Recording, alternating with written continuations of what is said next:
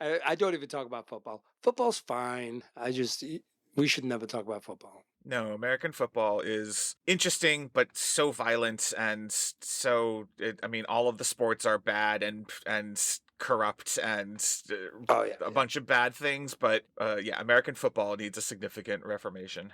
Yeah, start lateral passing more. That's my curiosity of the game. Did I ever tell you I played soccer as a kid and we had a dad fill in for our coach for one of the games and he was like, okay, we got to do a lateral passing thing. You got to pass it to each other more often. And so I don't think I was center. I must have been left or something. And the girl who was center for the kickoff of the ball, instead of kicking it forward, she kicked it sideways to me. And I was like, what the hell are you doing? That's not what he meant. And so like we fully just ruined everything because I was not expecting a ball to be kicked at me at the very start of the game. It was weird.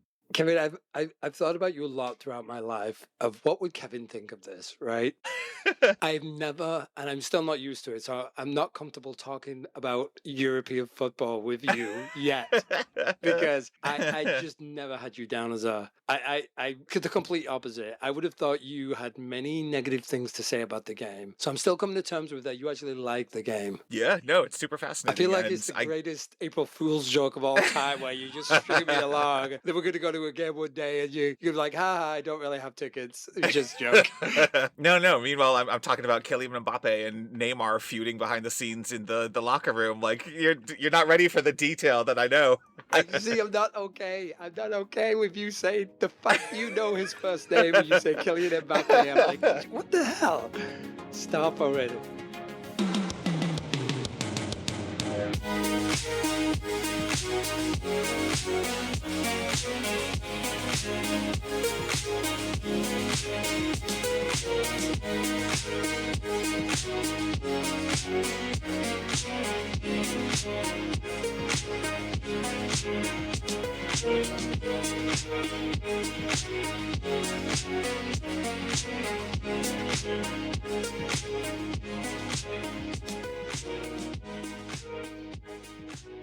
Welcome to Acceptance Criteria, where we talk about the good, the bad, and the ugly of how software gets made and how we can all do a better job together. My name is Kevin Thomas Euland, and across the chat from me is Andrew Greener. Say hi, Andrew. Hi, Andrew. We're also here to get deeper on the human elements. I could go on for an eternity about the people and how they think about the process of building complex systems. And I can't think of two better people to do that than Kevin and I. And that's why we started to have more guests on this show. If you have a topic that you'd like to come discuss or rant about, drop us a note and come be a third chair for an episode or two. Also, a friendly reminder that we are always interested in hearing questions directly from you, our listeners, for our segment User Stories. If you've got a scenario you'd like help with, whether it's working with an engineering or product team member, trying to figure out how to solve an agile process problem, or you just can't understand why your favorite app updated everything and it's now terrible, we're here to talk it through with you. You can send those questions to acceptancepod@gmail.com or submit them on the Discord in the User Stories channel, and we might be able to help on a future episode. And we're happy to keep it anonymous so no one can trace it back to you if you end up talking to a coworker or something. On this week's show, we've got more Reddit questions that we'll take a shot at answering and trying to help some folks out. And then we've got some news stories we wanted to share and discuss as well. Yeah, we got a lot of content to get through. It's going to be This is definitely a two-part episode. Yeah. But before we get to all of that, let's take a short break and we'll be right back. All right, welcome back. This is a segment we like to call User Stories, where we'll eventually hopefully be answering questions that you, the listeners, send in. But for now, I think we found some interesting questions on Quora and Reddit that we can tackle. All right, Miss Hopeful on Reddit. Getting confused with actual detail level of user story in sprint backlog versus what was written by the product owner. And so they have basically a business analyst. It sounds like they don't quite have a fully formed team, but this business analyst is writing user stories at a very high level. Like, as a manager, I want reporting functionality so I have better oversight, which I would call like an epic or even an initiative story. Like, that is way too high level, and they're sort of struggling with trying to understand how are they supposed to reconcile, how do you take that and actually figure out what to do with it. And I think they're struggling with this business analyst is functioning as the product owner, and they're just not getting granular enough information. They don't know how to then, what does that mean? Great, you want reporting so you can have better oversight. Do you need 4 pie charts? Do you need a line graph? Do you need a download of files? Like, they're not getting enough detail. It's a sort of weird, nebulous question because there's not enough detail in this question to understand like what's going on, who owns what. But I do think it's a good example of where a lot of these frameworks just let people down fundamentally. The reason I included this is because there are weird situations where if you were to read the letter of the law about what a user story is, that user story is what is technically correct. I have a persona. It's the person who is the manager, if that's a defined persona, hopefully. They want report functionality is probably slightly too vague of a statement for a user story, but they are technically adhering to the letter of the law. And you probably have out there some engineering teams who don't want you to tell them much more than that. They want the creativity and the freedom to go do whatever. But the counterside to that is, if you're in an organization where the engineers are desperate for more information, what the heck do you mean by reporting functionality? I just think that's a skill set that not everyone gets, depending on where they come from and what these frameworks are trying to do. And to me, it's another, this podcast devolves into why Agile and Scrum suck, but this is a good example of just like a lot of skill sets out there are, you need to go beyond the user story. And I think there was an interesting comment from user Black Compy. The important thing is that people are discussing and creating a shared understanding of what needs to happen. User stories are just the vehicle. And I think we had a quote in another episode talking about it's the token for conversation. Like, I think that is the important part, and getting hung up on, I'm only allowed to provide so much information. It's got to be this generic statement and I'm not allowed to tell you how to implement it. And it's like, yeah, but you do got to give some direction. You do got to figure out how to convey expected outcomes. And this is not an expected outcome. And so I do wonder that this is a good example of just sort of the rot at the center of some of this, which is just skill levels in working with engineering teams need to be deeper than this. Yeah, and it's hard, right? Because you never know the culture where this is happening. And so there could be a tendency, if I was thinking about, like, because you know me, I'm always going to blame humans first, right? Organizational failings. Like, are these business analysts writing stories and then they're never seen from again until the next time you talk? So that user story doesn't become a catalyst. And I love Black Compy's reply, because that's exactly how I would phrase it, is the user story is the introduction to the conversation, right? Like, it could be nothing. It's not a terrible user story when you look at, like, okay, let's look at traditional user stories, but it's the catalyst to a conversation. Then I start to question, are you in a culture where the access to that business analyst is reduced? So now you get this ticket and you're actually interpreting that yourself with no further conversation. Then now you're doing the whole, we just spent 4 weeks, we did 2 sprints, do you like this, does it solve your problem? And there are companies like that, right? But again, I'm not gonna say we found the silver bullet. I think our process is still evolving and finding better ways. But that idea of get all of those people in a conversation, so you can have the person who's explaining the business problem from the product side in the conversation with the engineering lead, in the conversation with the UX person. All of these people are going to have good questions. They're going to have additional points of view that are important to challenge the product or the business analyst or whoever it is, that person, to say, okay, great, last time I had to do this, the manager also wanted download functionality. Is that a thing we're hearing from our users? And be able to, like, challenge this story. And the challenge isn't you suck. The challenge is I need more detail to figure out what the scope of this thing is that we're making. And I think none of these frameworks, like, technically I say that's where you do acceptance criteria. Acceptance criteria is the place that you can start to add in. The story is the manager, in order to understand financial performance of the whatever, needs to have visualizations and data exploration capabilities. And then the acceptance criteria is that includes the following areas, the following, it's got to be able to download. It'd be nice if it could download, a should. Is it'd be great if it could create a PDF for me. Like, all of that stuff is where you start to document those requirements. But these processes aren't really designed to facilitate that conversation. They get people stuck in these rigid, like, well, you told me I'm not allowed to tell the engineer what to do, so my artifact doesn't have any of that. And it's like, no, just take notes with your team, and if you want to log them as acceptance criteria, or link to a Confluence page that has a table full of additional notes and thoughts. It's just the conversation. Have the conversation. Talk to people. Yeah, it's interesting. I always get fascinated with some of the really common framework development, for example. Whenever I start to talk about stories that are changing, replacing, or implementing a new framework, and I think I start to categorize in my mind, right? Like, what are the things that I'm going to ask questions about that are just like base level expectations of that framework, right? Like, how does this one user story say, okay, cool. All right. So this is a multi-user application. Kevin and I can be both changing this asset at the same time. So now I start to think, is Kevin getting my updates live while he's looking at the same page, right? And the same asset that I'm changing. And I start to think, cool, am I saving it? So then Kevin gets it and he gets a notification then that tells him, like, hey, by the way, this object is stale. Would you like to see the updated version? I start to think of, like, all those things in the category of this framework must do that because that's the standard now for these frameworks. And then you start to have the nice to haves, but you can just put those in the backlog, right? You're saying, okay, maybe we'll get to that, or maybe the product guy has really thought this out way into the future and is saying, yeah, actually, I want 97% of the things that we've been talking about as nice to haves too. But at least then you're forming a roadmap. And Right. I'm fairly positive. Is one of the reasons I enjoy working with you is that not having the fear to bring in those stakeholders and start saying, Right. cool, it's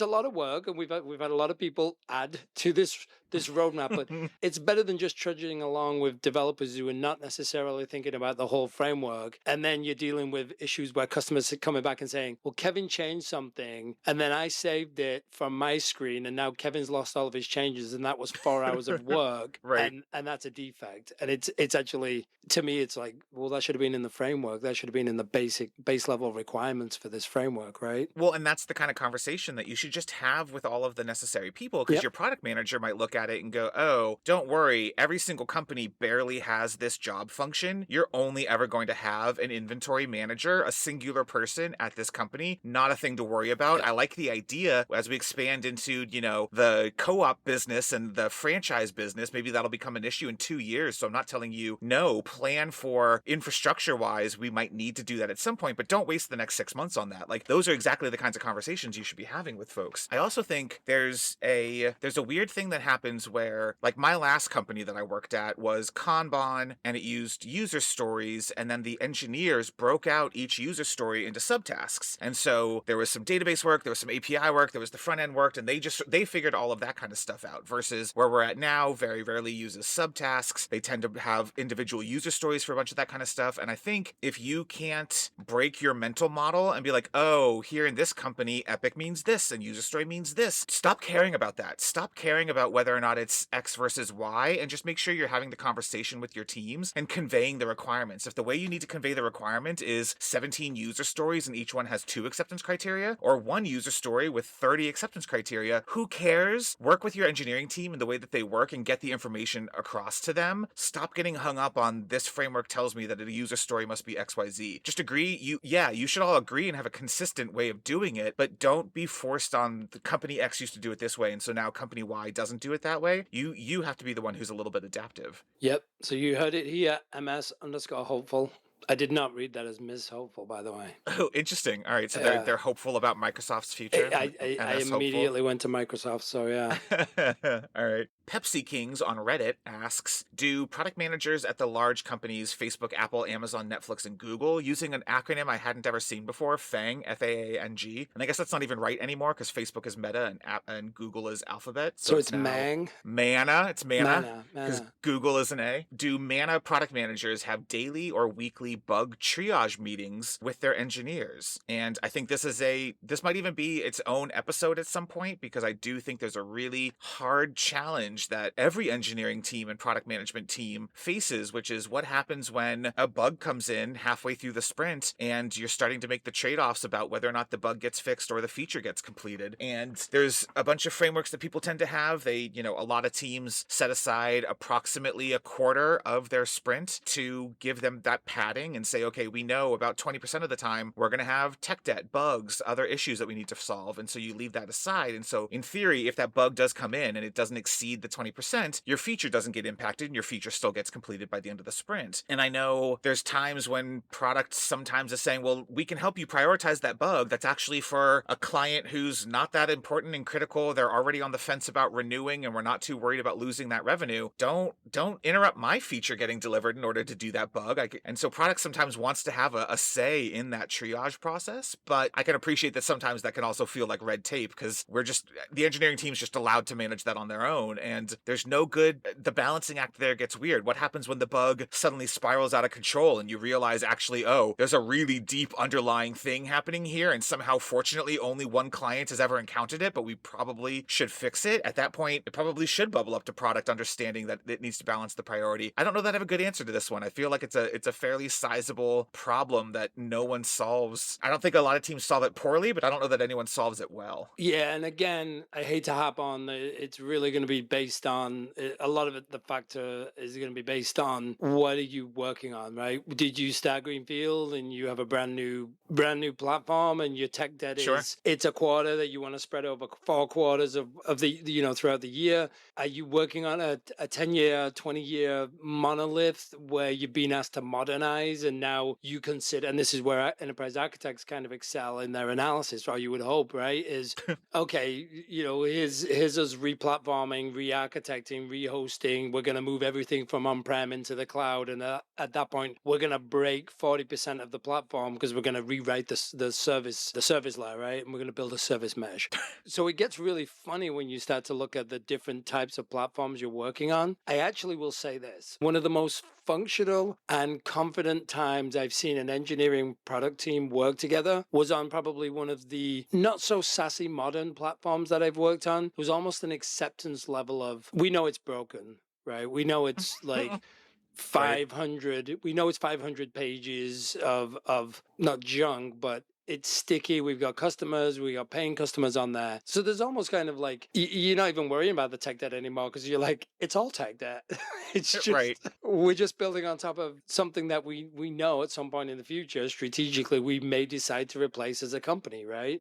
Right. It does tend to leave you in a position of not worrying as much, right? And it's horrible to say, but yeah, maybe 30% of the companies tech debt's been an issue. Where I've heard the classic, we don't get enough time dedicated to work on the tech debt. But yeah, it's an interesting question, and I still would say every single piece of architecture is going to be different. Right. Well, and I would be curious also when you are at Facebook, Apple, Amazon, Netflix, or Google, the scale of those companies also probably has an impact on whether or not a product manager is showing up to that engineering team and doing all of that. Like I would be curious. I don't know, did we actually get any answers in the Reddit thread? Not really. Yeah, a lot of these answers seem to be it's usually left up to the engineering manager and the 20% allocation to handle it, which to me kind of makes sense because in those companies, they have the CI/CD, continuous integration, continuous deployment. They are constantly, engineering teams are constantly pushing out new features on very frequent schedules. They are actually very agile a lot of the times, I would imagine. Maybe I'm making some assumptions based on what I've heard about these companies, but you're already in such a fast-paced environment where you're rolling out tests and trying different things that if the engineering team is on top of that and juggling the 4 other priorities from the product person, no offense to my fellow product managers out there, but what value at Netflix is the product manager providing and trying to help prioritize this weird streaming glitch that 2% of users are encountering when watching Stranger Things? They're probably already doing so many agile, quick things. I would imagine the backlog management at some of these companies is very different than if you're a B2B provider for a mid-market clients. And I don't know, it definitely feels like it's a different answer depending on the company, the scale, the level of frequent deployments. There's a bunch of factors that probably makes this a very different answer from company to company. I will tell you, it's usually one of the first reasons I seek out the technical product managers. Sure. Is if you can get a couple of technical product managers on your side, you're not offloading the problem, but you are saying like, hey, like if we can get some synergy and alignment between us, then I'm sending technical product managers in to represent the conversation within their own organization, which is a lot easier than, no offense to product owners, right? But somebody who's really focused on the customer features and the UX work and where the button should be. I don't want to have a conversation with those people necessarily about why that middle layer will never scale, right? Like Sure. why that piece is getting replaced. So I do tend to seek out, and I've seen some good TPMs in the past, right, who understand this stuff and they're able to go explain like it does impact our customers, right? It's going to impact them in this way, and it's going to not only that, the best TPMs will also recognize it's not just going to impact the customers that are doing that feature, but the architecture is built in such a way that the performance degrades for all, right? So Right. so yeah, it's an interesting one. I'd say I always like to call out the places, or at least the percentage of places I've worked where they did this well. And I think I worked at one big true enterprise where I felt like they did a good job. At least I felt Okay. like we were striving to make it better, to find a good ratio, and there wasn't a lot of butting heads around the tech debt between product and tech. Sure. Anything else for Pepsi Kings? Only my curiosity is there multiple kings there? Are they? It's a hive. It's a hive It's a of hive of Pepsi Kings. Pepsi. Yeah. I'm super jealous. I'm thinking I'm gonna go get the name Dr. Pepper Kings.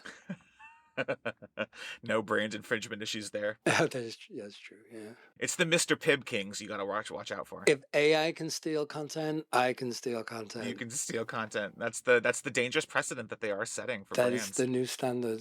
Okay, the next one is from, I love this. This is my favorite name, I think. Public Dash Syrup 837. And this one relates to, this one's near and dear to my heart, especially with all the complexity I was just mentioning, the best way to model data flows and integrations between applications. And so, I mean, good luck. It depends on oh, the size and yeah, scope of what you're doing. So yeah, I'm exactly. curious what this question's gonna be. Should I do it? I feel like I should do it in a Canadian accent because of the syrup. Is that inappropriate to say, like, that all Canadians? I mean, the Canadians aren't a protected class. Let's make fun of the boots that they all say. Hey, how are you doing? What was that? That was not Canadian. I'm from Saskatchewan. Eh? Okay, so hi all. Trying to work out the best way to model data flows in an enterprise environment that has many data integrations between applications. I need to understand the ripple effect of changes, but also help when replacing applications with drawing up specifications. This is okay at a very high level using, never heard of this one, Archimate, our basic data flow diagram. However, to get into the details, I haven't got a good solution. I've wondered about using an entity relationship diagram, but that feels more suited for modeling one application or database. Community, I need your help. And yeah, we can actually Tarantino this a little bit. Good luck. Depending on the Right. size of your business and the age of your business, good luck. And Yeah. to believe you will ever 100% cover all of the vendors and the applications and the touch points and the interfaces, the data objects, the business flows, the inventory, the IT components those vendors offer you, and the ripple effect of those changes, the monetary aspect to it. Good luck. You will never, ever reach that utopia. It does feel like you need to understand pretty quickly the size and scope of what this person is doing, because if you're 3 years into a company and you're just trying to do catch up because they were out of, no one's ever out of a garage anymore, but they were just doing it quickly as a startup, and now they're finally realizing we need to document this stuff. Even that, depending on the growth and the size of the application, can be an undertaking, but it's a completely different scope than if you are a company that has been built up over the last decade through 6 different acquisitions, or it's just an older company that has 42 different teams and legacy whatevers. Like, the scope of this is really the defining factor. And so yeah, I'm sort of curious. I could go down 2 different paths with my answers here, so I'm curious what other people have said. Yeah, so one of the replies is faith, gossip, and tribal knowledge. Jokes aside, we are heavily working on consolidation, and for the high level understanding, we have Lean IX. So for anybody listening, there's a couple of options. One is Lean IX, there's ADOC, there's a couple of others out there. I think there's actually an open source, or at least there's an open source version of a product that also has a commercial license. And the challenge is not even in the tooling here. I'll tell you why. The enterprise architects can get a long way with these tools, but at some point you're going to want to have product join you in that endeavor, right? And here's the challenge for enterprise architects. You can start to look at the business objectives and the process flows, and you can start to build out the domains. You can start to build out applications, vendors, interfaces, IT components. But at some point, you're really gonna want product to start helping you, because the work that causes ripple effects is really roadmaps. Right? The work that's coming out of the roadmaps is causing the ripple effects of saying, I want to turn this application off, or I want to modernize the vendor and IT components underneath this. Our enterprise license is going to expire in 2 years and we want to move to a different database. So the ripple effect is really the result of changes on the roadmap. But if you can't get your product organization to join you in this, then you wind up sort of emulating, at best, you're taking roadmaps from other areas of your business and trying to emulate them in your architecture tools, or you're building roadmaps for them, right? And so you'll find the odd really proactive product guy in all of that. I've met them, like, hey, we've got 6 teams that are all doing things around big data. Let's get a big data roadmap. And even if it's not like an officially sanctioned roadmap, we can see the work that's affecting each other. So that's the best case, right? So yeah, so it is a long and arduous grind.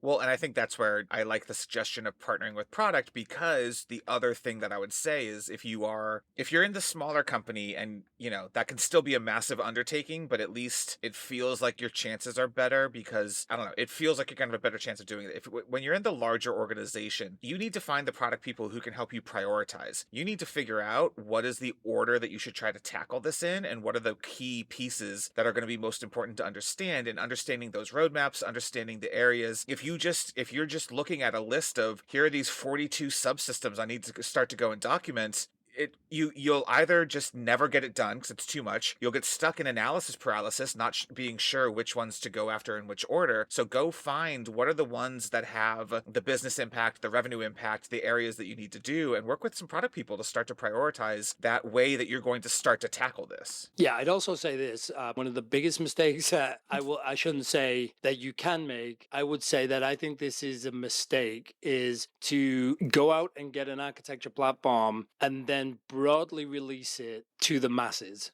And I say this because essentially, if you think about everything that you do in that architecture system is contributing to the meta model. It's really just a big, giant meta model of how applications talk to each other through interfaces, the data objects that are moving, the directionality of them, the size of them, the frequency. If you put that into the hands of everybody, your meta model will suffer, because everybody will consider an atom within the body of the architecture as something different. They may view it as, I view this microservice as an application, right? And now your meta model starts to get poisoned. And then I would argue that's actually a bigger challenge in 2 years to clean up the meta model. And I've been in that situation myself, trying to clean up a meta model. And it gets very difficult. And you start to second guess yourself. And exactly what Kevin said, the analysis paralysis then of like, geez, I got 30% of the things in here and not actually applications, they're services. So what do I do now? I got a bunch more services to put in here. I'm tempted to make them all applications to fit in with the meta model already. And that's a tough cleanup. So the rare time we're going to advocate for gatekeeping and being like, actually, no, I'm going to invite you to a meeting and I'm going to listen to what you tell me, and I am going to be the person doing this along with like 4 key people. We're not rolling this out to the entire enterprise. We are going to be the knowledge transfer gatekeepers, basically, because that's actually better. In a rare example. Yeah.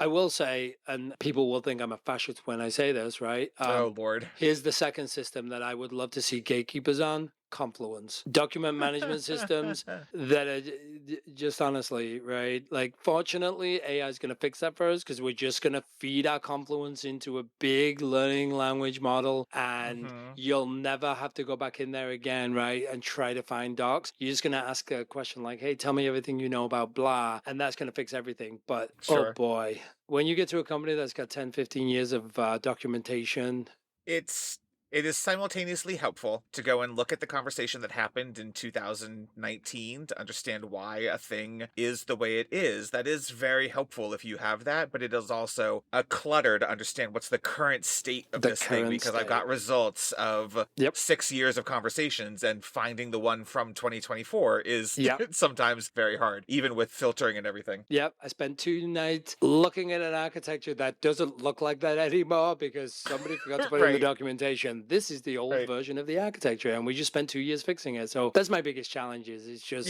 it's fake news. Okay.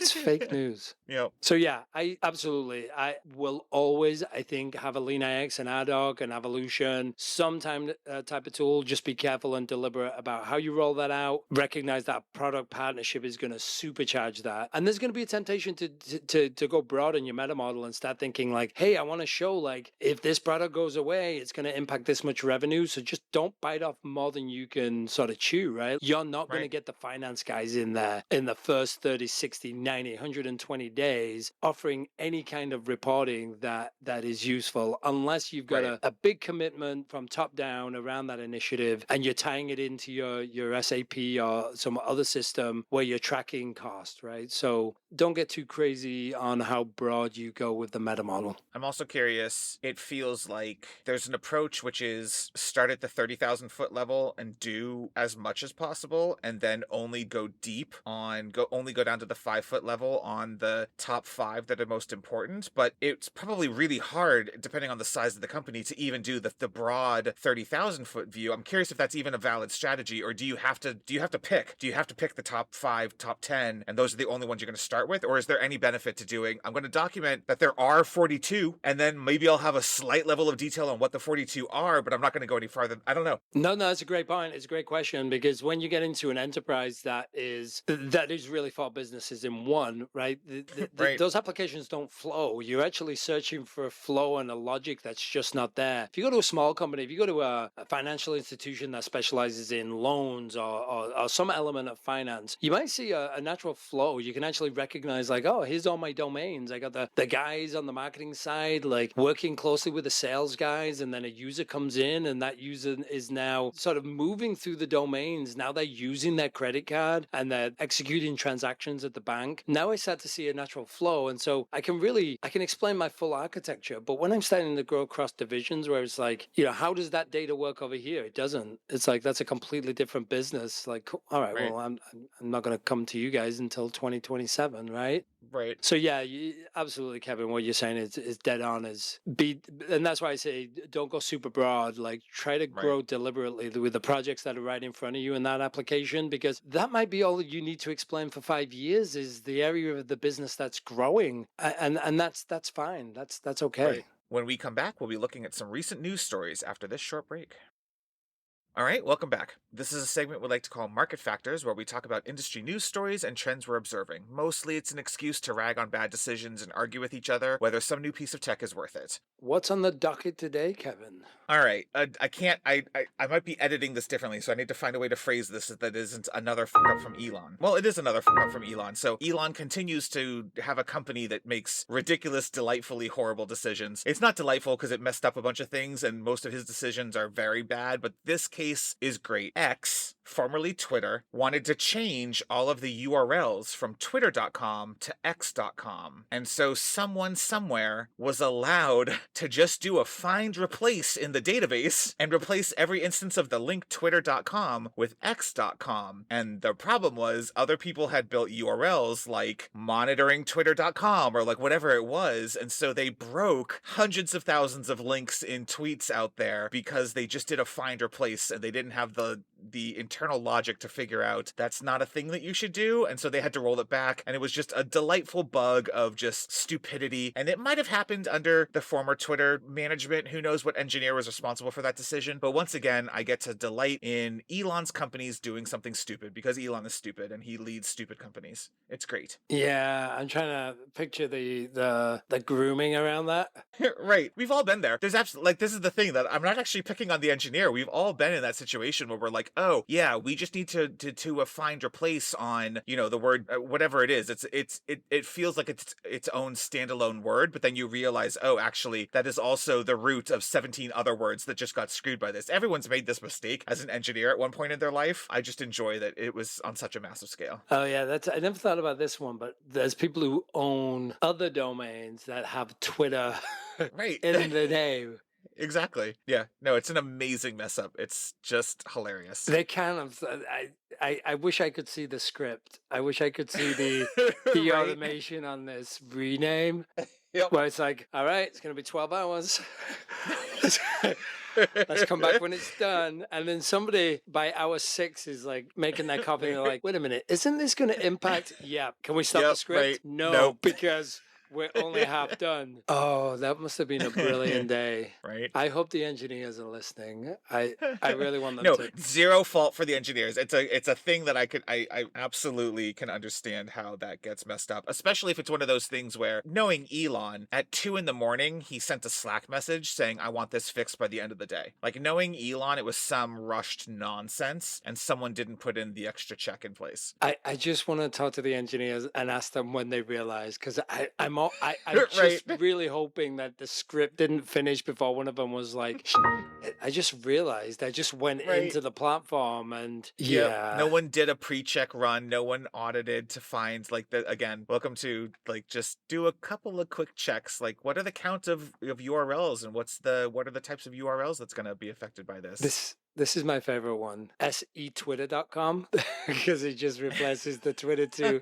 So that's great. All right, so X also made a recent change to charge new users for the ability to post. So anybody who's already a user isn't facing this, but if you sign up for a new Twitter account, still going to call it Twitter, and you want to do anything other than follow and view tweets, they are going to charge you. It's not clear if it's going to be the full blue check $8 a month, but you're going to have to pay some kind of fee to be allowed to post, like, retweet, basically engage with the site. Wait.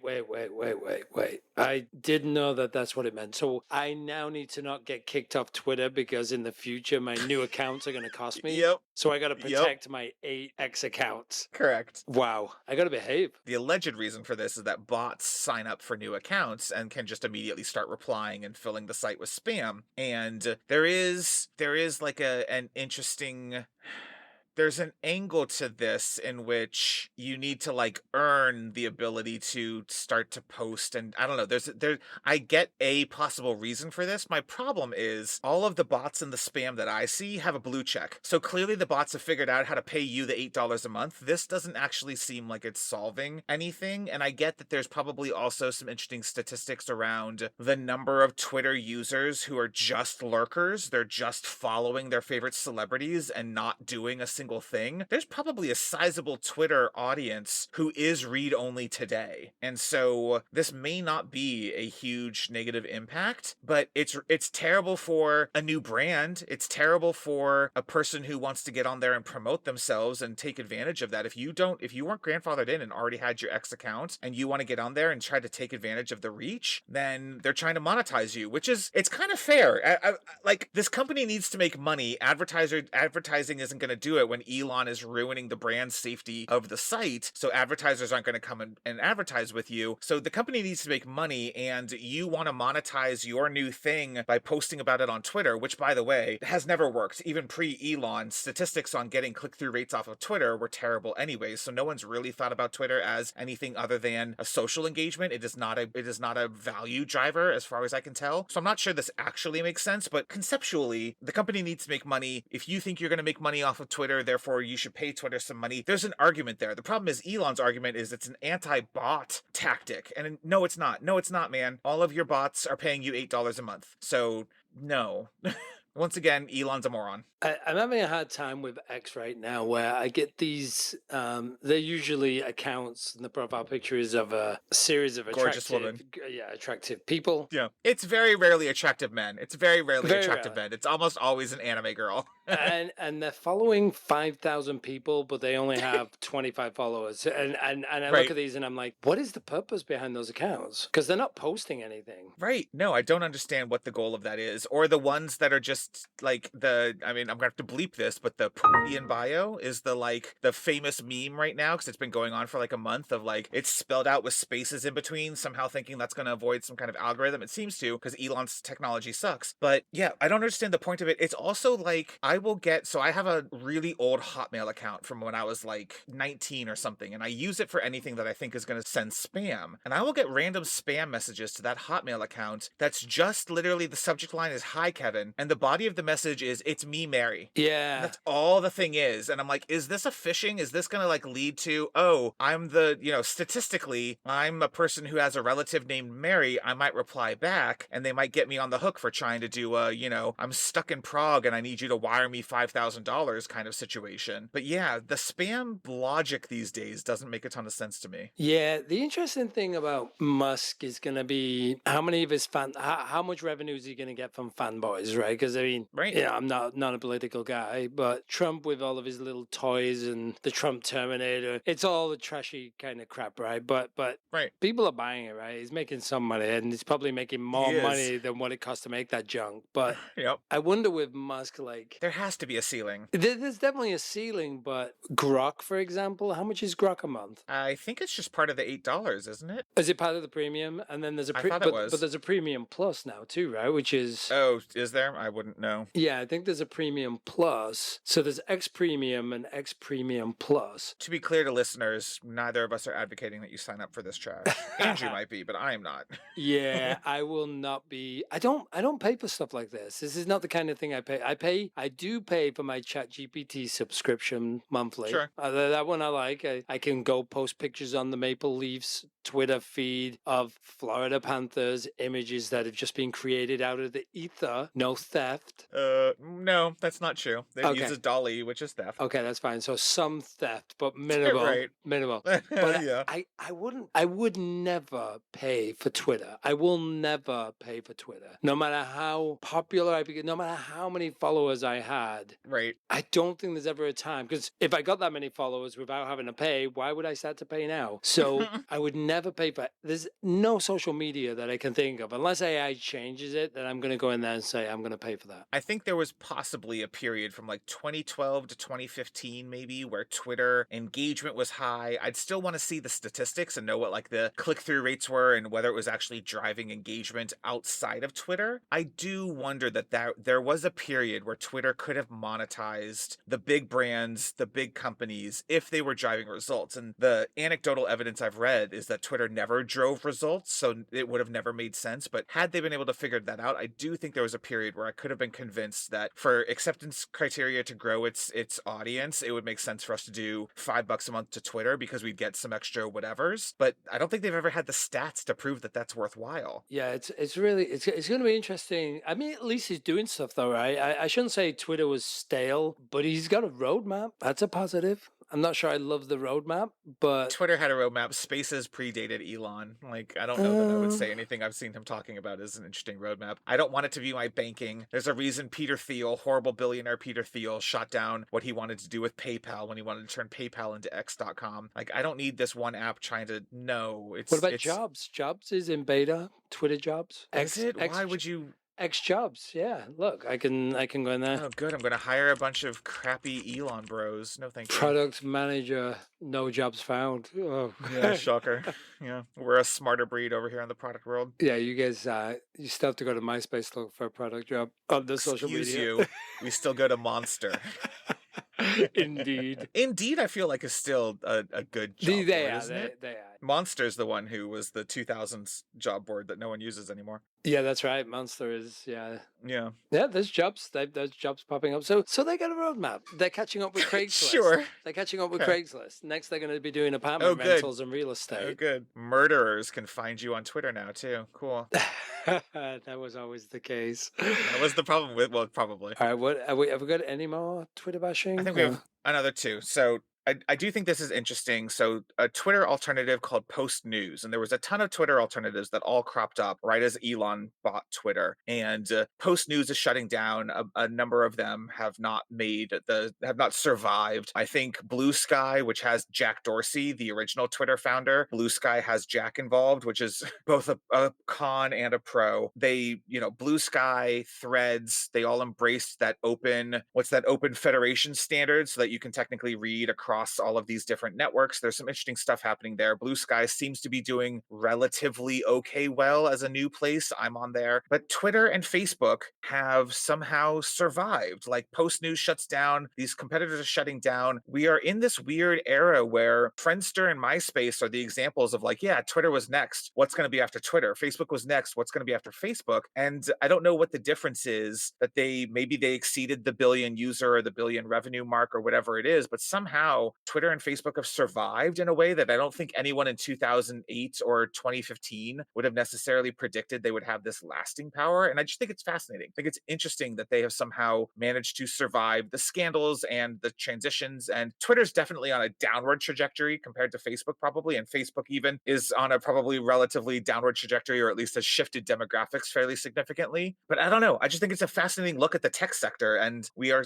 sort of stuck in limbo with some of these companies in a way that I would not have predicted a decade ago. Yeah, it's interesting. I actually have never used Post News, but No one did. That's the problem. I can tip on it. Oh, could you? I didn't I realize that can was a thing tip you could do. I can tip points to people for their posts. Well, what's a point? Who cares if I get points? That's like Reddit doing upvotes and that's somehow giving me karma. What am I doing with karma on Reddit? So and I can buy more points. Yeah, I don't know. I did Why would I buy points? Yeah, that's wild. No wonder it failed. it's a clean UI though. It's It's yeah, it's fairly clean. Yeah, that's it's weird. That's a great question. It's got to be momentum, right? Velocity, like I would have argued that MySpace had ridiculous momentum and somehow lost to Facebook. So something changed. I don't. This might be an entire episode to go and do some research and see if other people have written about this and talk about it. It's super fascinating that I don't know. And maybe it's just like Microsoft is now IBM, right? And Google is now Microsoft, and like maybe these are just it's shifting. And TikTok will yeah. eventually be well. TikTok's about to get screwed, But Facebook, I mean, weren't they the guys that had sort of the niche? Here's how to meet girls on campus. right? And then Now, it turned into and then it turned, but that's a it's not the entire velocity, but that's a lot of velocity, right? And which is weird because it's almost like this synthetic idea that well, I could have done that with MySpace. It's almost like a product manager's dream where it's like this could right, do that, but nobody pushed it as that. This right. thing comes along that doesn't have as many features, isn't as mature as this, and the first feature they sort of talk about from a business process flow is you can meet girls on campus. So now you It's got a creepy bunch and of weird. it really Yeah, is creepy, but it's yeah. also was that the velocity that then took it to that viral space where now it's just got momentum and now it's like you're developing as quick as you But can. yeah, I guess, but every band was on MySpace. MySpace was ugly. Maybe there's some other evaluations happening there, but that explains like 2007 to 2016. How do they survive the election, Cambridge Analytica, genocide in Southeast Asia? Like there's so many Facebook scandals that they have somehow survived. Twitter is the same. It's a weird I don't know. Yeah, I maybe we need to do more digging.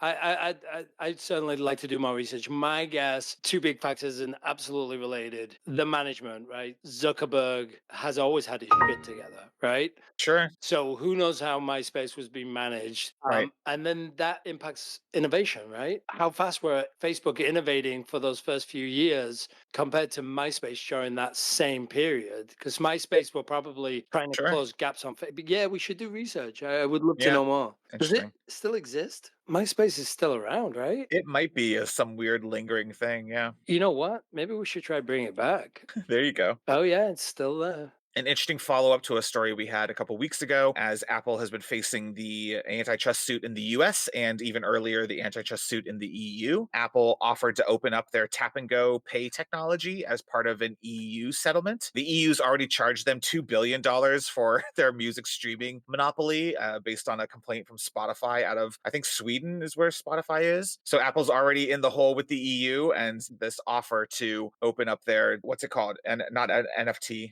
What's the near field? Oh yeah, what's the tap and go technology called? NFC.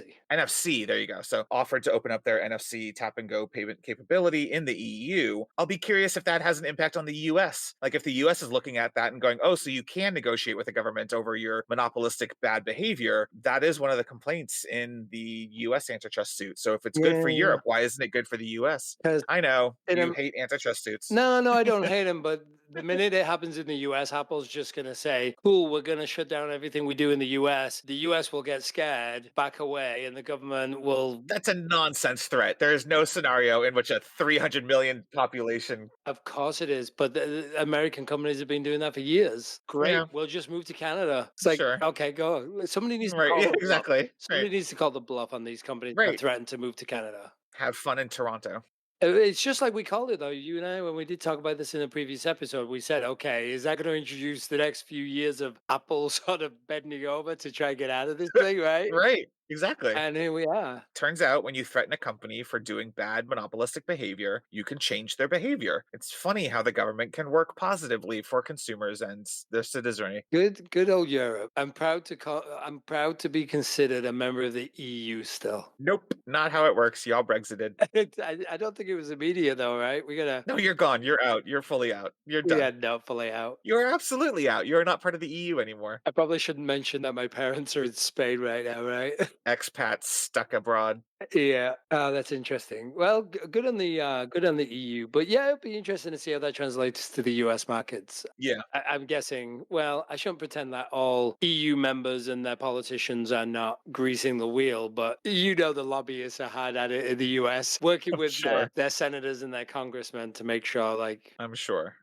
All right, well, that's going to do it for us on this episode of Acceptance Criteria. If you liked what you heard, maybe go and drop 5 stars on Apple Podcasts and leave us a nice review. And if you didn't like what you heard, remember the name of the podcast is Jordan Jesse Go. Also, tell your friends if you like the show and that they should check it out. Some of the best podcasts out there grow by word of mouth, and we'd much appreciate it. To read articles we've written on similar topics to the ones we talk about here, head over to the blog at acceptancepod.com. You can also follow us on most apps. We're at acceptancepod. We'll post links to show notes and any articles from the blog over there. We're also building a community on Reddit at r/acceptance criteria and on Discord. You can find links to both in the show notes and on the blog. And I promise we'll be moderating the crap out of them to keep it a nice little slice of the internet. For now, I'm Kevin Thomas Euland, and you can find me on most apps at K Thomas Euland. That's ULLAND. and I'm Andrew Greener, and you can find me on most apps at Criteria Greener. That's GREINER. And this has been Acceptance Criteria. Thank you for listening, and we look forward to hearing from you.